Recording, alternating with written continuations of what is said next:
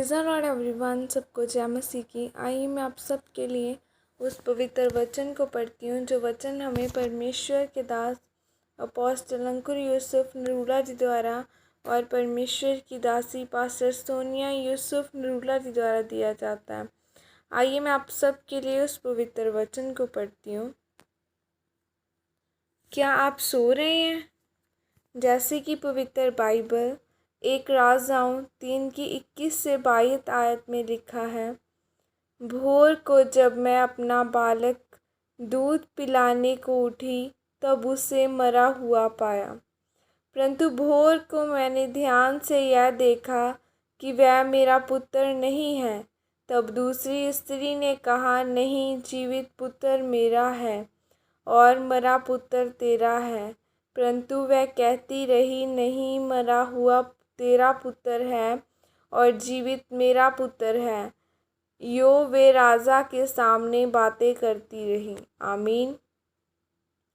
मेरे प्रियो, याद रखें, आप ऐसे नहीं जी सकते हैं जैसे अन्य जातियां लोग जीते हैं।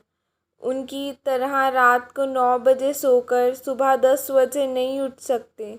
अगर आप मसीही होकर ऐसा कर रहे हैं तो आप मुसीबत में हैं।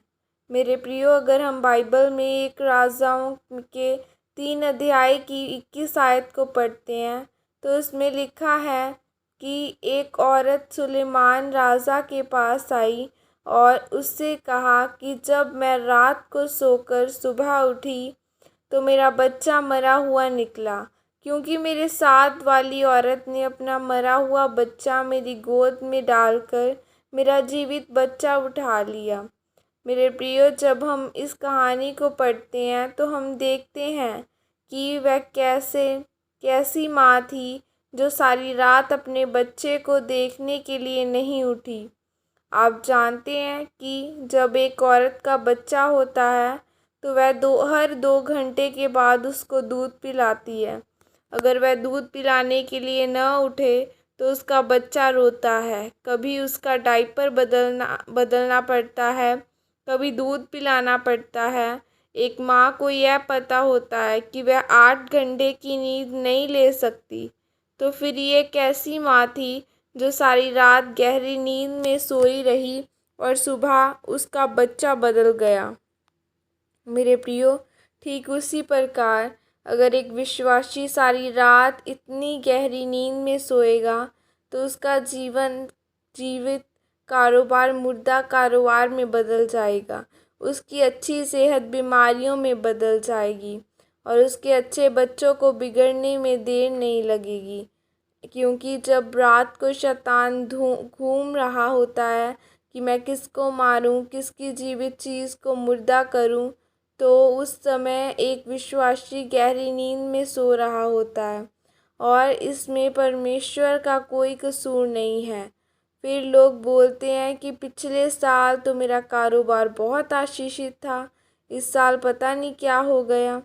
मेरे प्रियो, आपको पता होना चाहिए कि जादू टूना करने वाले लोग रात भर जागते हैं और मसीही लोग सारी रात सो रहे होते हैं।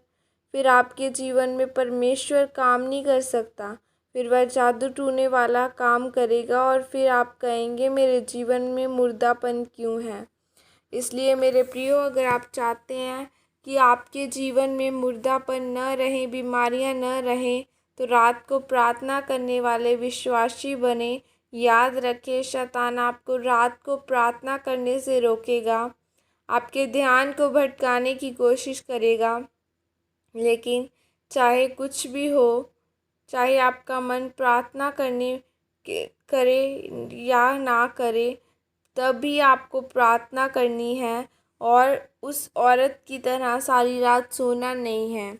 जब आप रात को प्रार्थना करेंगे तो शैतान आपके जीवन से भाग जाएगा और परमेश्वर आपकी हर एक चीज़ को जीवित और सुरक्षित रखेगा। आमीन।